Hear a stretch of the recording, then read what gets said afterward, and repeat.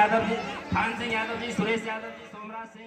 कांग्रेस के दिग्गज नेता पूर्व मंत्री सज्जन सिंह वर्मा आज भिंड आए, जहां वे फूल सिंह बरैया के साथ अटैक के तौर कपूरा में आयोजित एक कार्यक्रम में पहुंचे। इस दौरान पूर्व मंत्री सज्जन सिंह वर्मा और कांग्रेस नेता फूल सिंह बरैया का कांग्रेसियों ने भिंड से लेकर अटैक तक जगह जगह जोरदार स्वागत किया।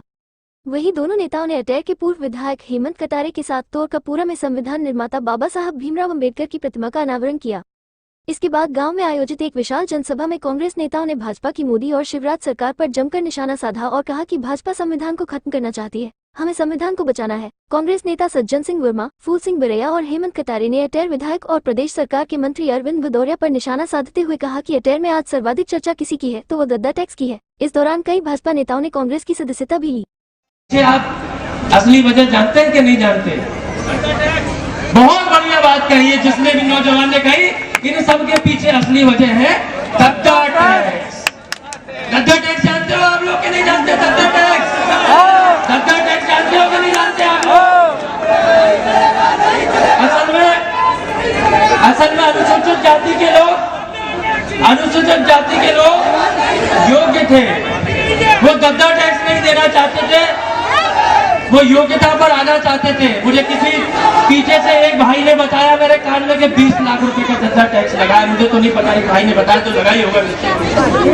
जिस प्रकार से अंग्रेजों के शासन में लगान वसूली जाती थी, आपको याद होगा अंग्रेज शासन करते थे किसानों से जबरदस्ती, ऐसा ही अटेर में गद्दा टैक्स वसूला जा रहा है। मोदी, अगर तुम सही मामा हो, तुम्होंने सही तुम्हारी ये बहनें हैं, तो तुम्हारी बहनों को जो नंगा कौन घुमा रहा है? एक कायर भाई फूल सिंह बरैया कहता है हमारी बहन की तरफ अगर कंकड़ भी फेंकोगे तो तुम्हारा खोपड़ा उड़ा दिया जाएगा। और मैं आपसे कहूंगा, मैं आपसे कहना चाहता हूं,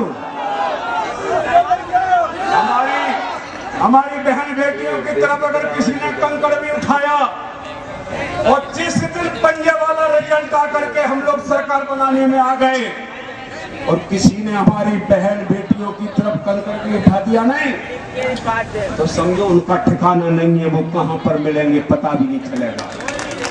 तो मैं तो आया सत्यदेव कटारे की विरासत की रक्षा करने, और आपसे भी आग्रह करके जा रहा हूँ इस विरासत की रक्षा भी करना। सुन लीजिए, जो व्यक्ति संविधान की रक्षा नहीं कर सकता, जो संविधान की शपथ लेके नौकरी करने अपने पद पे बैठता है, यदि अपने कर्तव्य पद पे सही नहीं चलता तो उन जैसे लोगों के लिए इस तरह का शब्द इस्तेमाल किया जा सकता है। जो बीजेपी का हथियार बन के काम कर रहे हैं उनके लिए तो नसीहत यही, आपको गलतफहमी है।